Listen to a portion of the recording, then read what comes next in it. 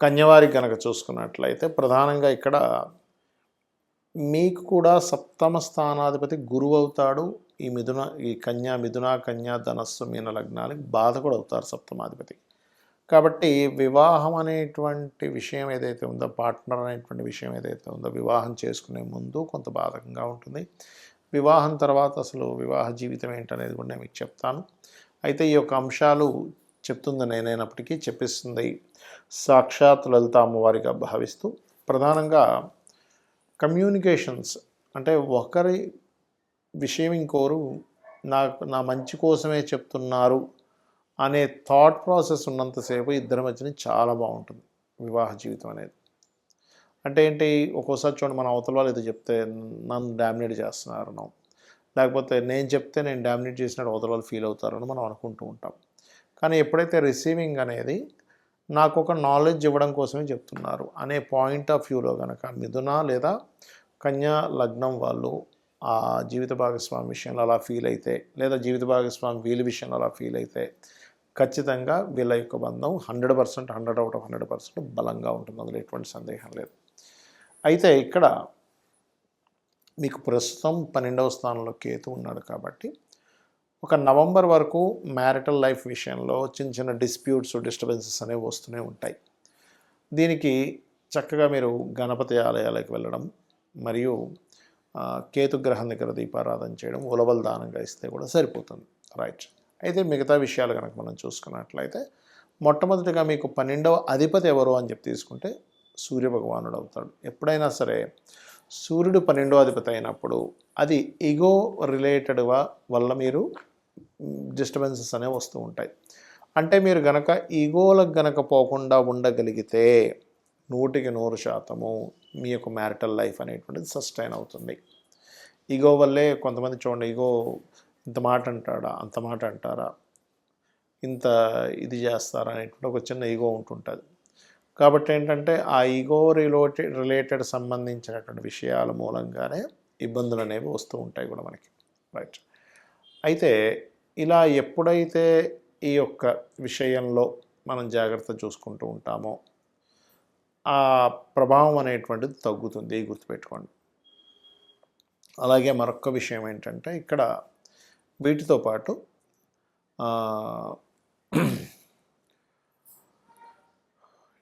ఈ 12వ స్థానాధిపతి రవి అయ్యాడు కాబట్టి కాస్త గోధుమలు దానంగా ఇవ్వడము. మీకు 12వ స్థానంలో ఏ గ్రహాలు ఉంటే ఏ దానాలు ఇవ్వాలనేటువంటిది వీడియోలో చెప్తున్నాను నేను, మీకు మొత్తం వీడియో వింటే తెలుస్తుంది. మరియు ఇంట్లో కూడా కాస్త నైరుతి భాగంలో ఎటువంటి మొక్కలు లేకుండా చూసుకుంటే అన్ని విధాలా మీకు బాగుంటుంది. ఇక్కడ వివాహం చేసుకునే విషయము మరియు ఈ మ్యాచింగ్ చేసేటువంటి విషయాల్లో ఖచ్చితంగా కొన్ని జాగ్రత్తలు తీసుకోవాలి. అప్పుడు 100% మీ యొక్క వివాహ జీవితం 100% ఆనందదాయకంగా ఉంటుంది. అదేంటో చెప్తాను. పాయింట్ నెంబర్ 1, మీరు వివాహం చేసుకునేటప్పుడు పాయింట్స్ మాత్రం చూస్తారు చాలామంది. 36 పాయింట్లకి 18 కలిసాయి, ఆ 18 నుంచి ఎంత ఎక్కువ వస్తే అంత బాగుందని ఫిక్స్ అవుతారు. అలా అయితే కనుక ఇక పాయింట్స్ కలిసిన వాళ్ళు ఎవ్వరు కూడా విడిపోకూడదు. కానీ సొసైటీలో ఏం జరుగుతుంది, పాయింట్స్ కలిసిన వాళ్ళేమో కొంతమంది విడిపోతూ ఉన్నారు, పాయింట్స్ కలవని వాళ్ళు కూడా అక్కడ కలిసి ఉంటున్నారు. అంటే దీనికి కారణం ఏమిటి, పాయింట్స్ అనేది బేసిక్ లెవెల్ వరకే. నెక్స్ట్ ఏం చూడాలి అని చెప్పి చూసుకున్నట్లయితే ప్రధానంగా మీరు వివాహ సమయం ఎప్పుడు అనేది చూసుకోండి. ఎప్పుడు కూడా అంటే వివాహం పలానా సమయంలో చేసుకుంటే మంచిది అని ఉందనుకోండి, ఆ పలానా సమయం అనేది ఎప్పుడు వస్తుంది అంటే ప్రతి జాతకుడికి కూడా వాళ్ళ లైఫ్లో 3 నుంచి 5 సార్లు సమయంలో వస్తూ ఉంటుంది. మూడు అంటే వాళ్ళ లైఫ్లో ఒక 20వ ఏట 21వ ఏట నుంచి ఒక 3 to 5 టైమ్స్ వివాహ సమయం వస్తుంది. ఆ వివాహ సమయం ఎప్పుడుంది అనేటువంటి విషయాలు ఫస్ట్ మీరు గుర్తించాలి, గుర్తుపెట్టుకోండి. అలా 23 ఇయర్స్కి వస్తుందా, 25 ఇయర్స్కి వస్తుందా, లేకపోతే 27 ఇయర్స్కి వస్తుందా, 30 ఇయర్స్కి వస్తుందా, కొంతమందికి 32 ఇయర్స్కి వస్తూ ఉంటుంది, కొంతమంది 40 ఇయర్స్లో చేసుకుంటారు. అలాగా 3 to 5 టైమ్స్ వస్తుంది వివాహ సమయం అనేది. అలాగే వివాహం చేసుకోకూడని సమయాలు కూడా వస్తాయి. ఇది ఎలా చూస్తాము అంటే మీకు సప్తమ స్థానాధిపతి సప్తమంలో ఉండే గ్రహము లేదా శుక్రుడికి శుభగ్రహ సంబంధాలు వస్తాయి గోచారంలో. అలా కాకుండా ఈ గ్రహాలకి పాపగ్రహ సంబంధాలు వచ్చినప్పుడు చేసుకోకూడదు. ఇది మెయిన్ అన్నమాట. ఓకే, అంటే మనం ముందుగా సమయం కనిపెట్టుకోవాలి. ఎప్పుడు చేసుకోవాలి అనేది. రైట్. ఇక రెండవది, ఎర్లీగా చేసుకుంటే మంచిదా, మధ్య వయసులో చేసుకుంటే మంచిదా, లేట్గా డిలేగా చేసుకుంటే మంచిదా అని కూడా ఉంటుంది. అంటే అలాగా సప్తమం కనుక శాటర్న్తో సంబంధం వస్తే వాళ్ళు 30+ చేసుకున్న తర్వాతే బాగుంటుంది వాళ్ళ లైఫ్. అంటే 30+ తర్వాత చేసుకుంటేనే బాగుంటుంది. అలా ఏమీ లేదంటే మీడియం మామూలుగా 25 ఏళ్ళు 26, 27 ఏళ్ళలో చేసుకోవచ్చు. ఎర్లీ మ్యారేజ్ యోగాలు ఉంటాయి కొంతమందికి. చూడండి, మనం వింటూ ఉంటాం ఇప్పటికీ కూడా, ఆ అమ్మాయికి 15 ఏళ్ళకే చేసేసారట. అలా అని ఇప్పుడు లీగల్ కాదు అది, కానీ చెప్తున్నాను నేను మీకు. అలా ఎర్లీ మ్యారేజ్ ఒక్కోసారి కొంతమందికి జెంట్స్ కూడా 21 ఇయర్ కల్లా టక్కని పెళ్ళి అయిపోతుంది. అలా ఎర్లీ మ్యారేజ్ యోగం ఉందా, ఇది ఫస్ట్గా తెలుసుకోవాలి. ఇక మూడో విషయం ఏంటంటే, ఇక్కడ మీరు ఎప్పుడూ కూడా వివాహం సమయం విషయంలో కేవలం పాయింట్స్ మాత్రమే కాకుండా వాళ్ళిద్దరి జన్మజాత చక్రాల్లో మూన్ యొక్క స్టార్ని బట్టి పాయింట్ ఒకటే కాకుండా ఆ మూన్ స్టార్స్ మిత్రుల శత్రువుల అనేది కూడా చూసుకోవాలి. అంటే వాళ్ళు కనుక మిత్రులు అనుకోండి, అప్పుడు వాళ్ళిద్దరి మధ్యని మనసులు బాగా కలుస్తాయి.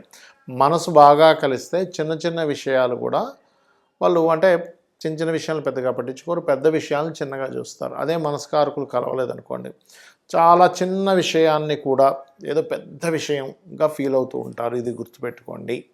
రైట్. ఇక మరొక విషయం ఏంటంటే, ఇక్కడ గమనించినట్లయితే ఇక్కడ చంద్రుడు ఒక్కటే కాకుండా ఆత్మకారకుడు అంటాం, అంటే సోల్మేట్స్ అంటూ ఉంటారు. రవి ఆకర్షణాకారకులు కుజుడు శుక్రుడు ఎంతవరకు కనెక్ట్ అయ్యారు, కేంద్ర కోణాల్లో ఉన్నారా, 2/12 యాక్సెస్లో ఉన్నారా, షష్టాష్టకాల్లో ఉన్నారా చూసుకోవాలి. దీంతోపాటు జీవకారకుడైన గురువు, కర్మకారకుడైన శని, మరియు కమ్యూనికేషన్స్ ఈజ్ మోస్ట్ ఇంపార్టెంట్ వివాహాలను. అంటే ఒకరు చెప్పింది ఒకరు వినాలన్నా, ఒకరు చెప్పింది ఒకరికి అర్థం అవ్వాలన్నా సరే కమ్యూనికేషన్స్ కారకుడు చాలా బాగుండాలి, గుర్తుపెట్టుకోండి. అలాగే మరొక విషయం ఏంటంటే, ఇక్కడ గమనించినట్లయితే ఈ యొక్క కాంబినేషన్స్ ఇవన్నీ ఒక ఎత్తు అయితే, మీరు ఎవరినైతే వివాహం చేసుకుంటారో, అది అమ్మాయిని కావచ్చు అబ్బాయిని కావచ్చు, ఆ వివాహం చేసుకునే వ్యక్తి యొక్క జన్మజాతకంలో ఆఫ్టర్ మ్యారేజ్ తర్వాత ఎలా ఉందని తెలుసుకోవాలి. మనం కూడా చూడండి, సినిమాల్లో ఒక వ్యక్తి ఎవరినో ఇష్టపడ్డారు, వివాహం చేసుకొని ఎండ్ కార్డు పడుతుంది. కానీ వివాహం విషయంలో అలా కాదు. వివాహం నుంచే అసలు సినిమా స్టార్ట్ అవుతుంది. కాబట్టి ఏంటి, మనం వివాహం విషయంలో చూడవలసింది ఏంటి, మ్యారేజ్ చేసుకునేటప్పుడు ఆఫ్టర్ మ్యారేజ్ తర్వాత ఎలా ఉంది అని చూసుకోవాలి. దీన్ని మనం ఆఫ్టర్ మ్యారేజ్ తర్వాత అనేటువంటిది 12వ స్థానంలో ఉంటుంది. కాబట్టి 12వ అధిపతి ఎవరయ్యారు, 12వ స్థానంలో ఏ గ్రహం ఉంటే ఏ దానాలు ఇవ్వాలి. ఉదాహరణకి రవి ఉన్నాడు అనుకోండి, గోధుమలు ఇవ్వండి. చంద్రుడు ఉన్నాడు ఉదాహరణకి, మీకు బియ్యం దానంగా ఇస్తూ ఉండాలి. కుజుడు ఉన్నాడు, ఎక్కువ గొడవలు అవుతూ ఉంటాయి, కందులు దానంగా ఇస్తూ ఉండాలి. అలా కాకుండా బుధుడు ఉన్నాడు అనుకోండి, మిస్కమ్యూనికేషన్స్ ఇలాంటివి జరుగుతూ ఉంటాయి, అప్పుడు పెసలు దానంగా ఇస్తూ ఉండాలి. లేదండి గురువు ఉన్నాడు, శనగలు ఇవ్వచ్చు. శుభగ్రహమే కదా, అంటే శుభగ్రహం ఉన్నప్పటికీ కూడా 12వ స్థానంలో అది పాడైతే కనుక ఇబ్బందులు ఇస్తూ ఉంటుంది. ఒక్కోసారి రెండు గ్రహాలు ఉంటాయి, శనికేతువులు కలిసి ఉంటారు, అప్పుడు ఆ 2 గ్రహాలకి ఇవ్వాలి. అలాగా శుక్రుడు బొబ్బర్లు దానంగా ఇవ్వడం మంచిదే. యాక్చువల్గా శుక్రుడు 12లో ఉంటే చాలా మంచిది చెప్పాలంటే. అలాగే శని ఉన్నాడు అనుకోండి, నువ్వులు దానంగా ఇవ్వడం. రాహు అయితే మినుములు, కేతువు అయితే ఉలవలు దానంగా ఇవ్వడం చేస్తుండాలి. ఈ రకంగా మీరు కనుక 12వ స్థానంలో ఉండేటువంటి గ్రహానికి దానం ఇవ్వడము, మ్యాచింగ్ విషయంలో ఈ జాగ్రత్తలు కనుక తీసుకున్నట్లయితే ఖచ్చితంగా మీకు బాగుంటుంది.